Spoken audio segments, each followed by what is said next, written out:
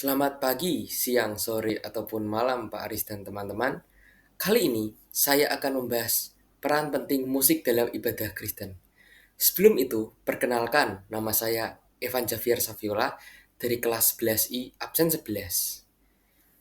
Sejak awal gereja hingga sekarang, musik itu sudah menjadi bagian penting dari ibadah Kristen yaitu agama saya dan kehidupan spiritual umat Kristen tentunya. Musik bukanlah hanya untuk estetika atau pengiring, tetapi juga sebagai sarana untuk menyampaikan doa, pengakuan iman, dan pujian kepada Tuhan. Maka dari itu saya pertama-tama akan menjelaskan apa sih itu pemusik. Pemusik dalam agama Kristen bukan hanya orang yang memainkan alat musik atau bernyanyi. Mereka adalah pelayan yang memadukan seni dan spiritualitas untuk membawa jemaat lebih dekat kepada Tuhan. Musik membantu mereka menciptakan atmosfer yang memungkinkan jemaat berfokus pada doa dan penyembahan. Maka dari itu saya akan menjelaskan bagaimana sih sejarahnya musik sangat-sangat dekat erat pada agama Kristen. Mulai dari zaman gereja awal 1 hingga 4 Masehi. Musik pada zaman ini dipengaruhi oleh tradisi Yahudi dan musik Yunani. Nyanyian-nyanyian Mazmur dan himne Kristen pada awal adalah bagian penting dari ibadah. Musik pada masa ini sederhana, tanpa alat musik dan diturunkan secara lisan. Kemudian zaman pertengahan 500 hingga 1400 Masehi. Musik pada zaman ini mengalami perkembangan yang sangat signifikan dengan munculnya nyanyian-nyanyian Gregorian yang sederhana dan monofonik. Penggunaan bahasa Latin menjadi dominan pada lagu-lagu saat itu, dan gereja mulai mencatat melodi yang dengan sistem notasi neuma. Kemudian zaman Renaissance tahun 1400 hingga 1600 Masehi. Pada saat itu polifoni menjadi populer, memperkaya musik gereja dengan harmoni yang lebih kompleks. Alat musik sudah mulai diperkenalkan meski penggunaannya terbatas, dan musik duniawi mulai mempengaruhi musik gereja pada saat itu. Kemudian zaman barok. Di sini serunya. Tahun 1600 hingga 1750 Masehi. Musik pada zaman ini menjadi lebih dramatis dengan penggunaan orkestra yang menambah lapisan emosional. Komposer terkenal seperti Bach dan Handel menciptakan karya yang monumental seperti kantata dan oratorio untuk ibadah. Kemudian zaman klasik 1750 sampai 1820 Masehi. Musik pada zaman ini menjadi lebih sederhana dan seimbang.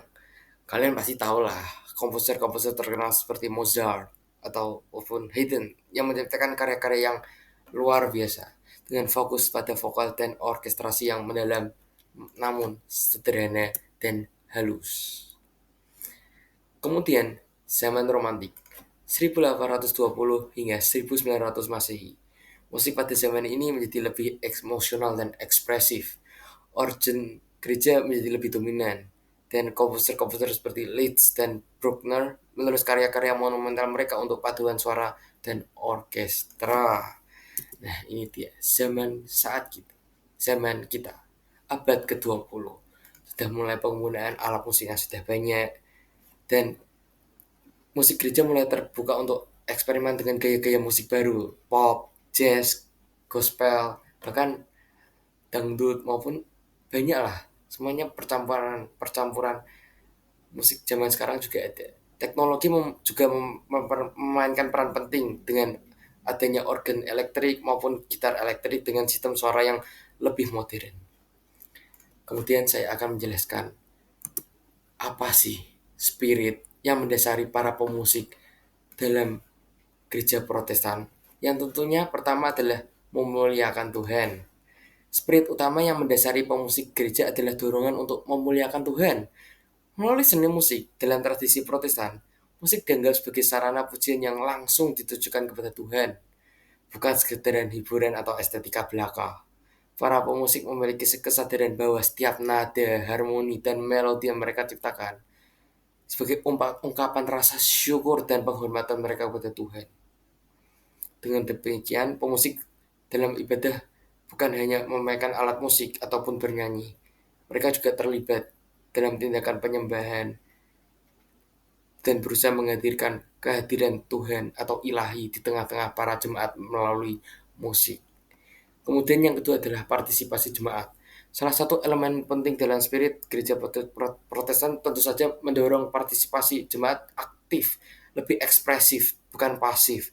Mereka ikut bernyanyi, menyanyikan lagu pujian-pujian kepada Tuhan dengan menyatukan suara hati yang memperkuat rasa kebersamaan dalam satu iman. Kemudian menyampaikan pesan firman.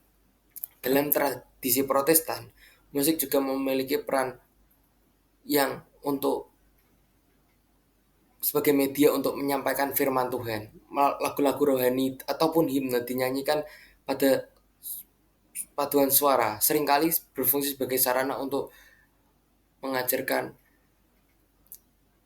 kebaikan dan apapun yang diajarkan oleh Alkitab. Banyak kutipan-kutipan dari Alkitab dijadikan lagu yang sangat-sangat luar biasa dan menggugah hati saya juga. Kemudian, apa sih bentuk karya musik dalam ibadah Kristen? Nah, jenis-jenis karya musiknya banyak. Ya, saya kasih contoh, Mazmur. Nyanyian pujian yang berasal dari Alkitab, khususnya dari kitab Mazmur, yang seringkali di mana pemimpin-pemimpin ibadah atau paduan suara menyanyikan lagu di bagian-bagian tertentu lalu diikuti jemaat. Lalu ada pun himne, lagu-lagu pujian yang berfokus pada ajaran iman dan memiliki lirik yang kaya dengan teologi-teologi lah, menjadikan sarana pengajaran dan penyembahan. Lalu ya ada seperti motet, di mana komposisi vokal yang bersifat polifonik dan sering digunakan dalam ibadah untuk menyampaikan pesan rohani dengan cara lebih artistik dan mendalam. Kemudian madrigal, musik vokal yang berasal dari zaman Renaissance tadi, lebih bersifat duniawi, tapi kadang dia diadaptasi untuk ibadah-ibadah tertentu. Kemudian kantata, sebuah karya musik yang lebih panjang, seringkali berbentuk drama musikal. Misalnya drama-drama Natal, lalu ada lagu-lagu, menggabungkan nyanyian vokal dan orkestra, menyampaikan pesan yang lebih rohania dalam ibadah. Kemudian pelaksanaan karya musik bisa dalam nyanyian solo, nyanyikan vokalis, kemudian paduan suara, choir maupun iringan musik. Yang terakhir adalah koral di gereja Protestan. Dalam kerajaan gereja Protestan, koral atau nyanyian bersama memiliki nilai yang penting sebagai kolaborasi antara pemusik dan jemaat. Kolaborasi ini sebagai perkuat kebersamaan. Kemudian makna pemusik dalam bernyanyi. Apa sih maknanya? Yang pertama jelas saja penyembahan kepada Tuhan, di mana nyanyian tersebut merupakan bentuk penyembahan rohani untuk memuliakan Tuhan. Melalui musik, pemusik juga memberikan hadiah dari hati mereka, mengungkapkan rasa syukur mereka kepada Tuhan dan penyerahan diri. Kemudian ada penghayatan spiritualitas. Bernyanyi dalam ibadah juga berfungsi untuk mendorong kesadaran rohanian jemaat terhadap kasih Tuhan yang telah diberikan kepada mereka. Tiap lirik melodi dinyanyikan untuk membuka ruang untuk sadar bahwa Tuhan hadir dalam hidup mereka. Kemudian suasana hikmat. Musik menciptakan suasana yang hikmat, yang mendorong jemaat tuh lebih fokus terhadap irama yang tenang, santai, dan lebih hikmat. Kemudian apa sih motivasi pemusik dalam beribadah? Yang pertama tentu saja penyembahan kepada Tuhan. Musik dipersembahkan untuk memuliakan Tuhan. Yang kedua untuk membantu jemaat, melayani jemaat, di mana untuk membantu jemaat lebih fokus dalam penyembahan doa, memfasilitasi mereka pengalaman ibadah yang lebih khusyuk dan emosional. Lalu juga bisa dianggap sebagai penyampaian pesan Injil, lagu-lagu pujian dan nyanyian rohani menyampaikan kebenaran-kebenaran firman dan ayat-ayat Alkitab yang diturunkan dari Tuhan atau Yesus Kristus. Kemudian kebersamaan dalam iman. Untuk musik dalam agama Kristen juga memperkuat rasa persatuan kebersamaan dalam satu iman yang sama. Kemudian pendalaman iman. Bagi pemusik bukan hanya soal eksekusi atau teknik, tetapi juga sarana untuk memperdalam hubungan rohani dengan Tuhan. Gitu. Lanjut. Apa sih tugas pemusik dalam agama Kristen? Yang pertama, mengiringi lagu jemaat. Tentu saja mereka bisa menggunakan piano, gitar, drum, ataupun instrumen lainnya. Mereka mendampingi jemaat dalam bernyanyi dan beribadah. Lalu yang kedua, menjaga suasana ibadah. Musik juga bertanggung jawab untuk menjaga suasana agar lebih harmonis dan sesuai atmosfernya, dari agar jemaat itu lebih paham Injil yang sedang dijelaskan oleh pendeta. Lalu melayani dengan musik. Pemusik dalam gereja berfungsi sebagai pelayanan rohani yang menggunakan bakat musik mereka untuk melayani Tuhan. Begitu. Sekian presentasi saya. Terima kasih sudah mendengarkan. Saya Evan 12I undur diri. Terima kasih.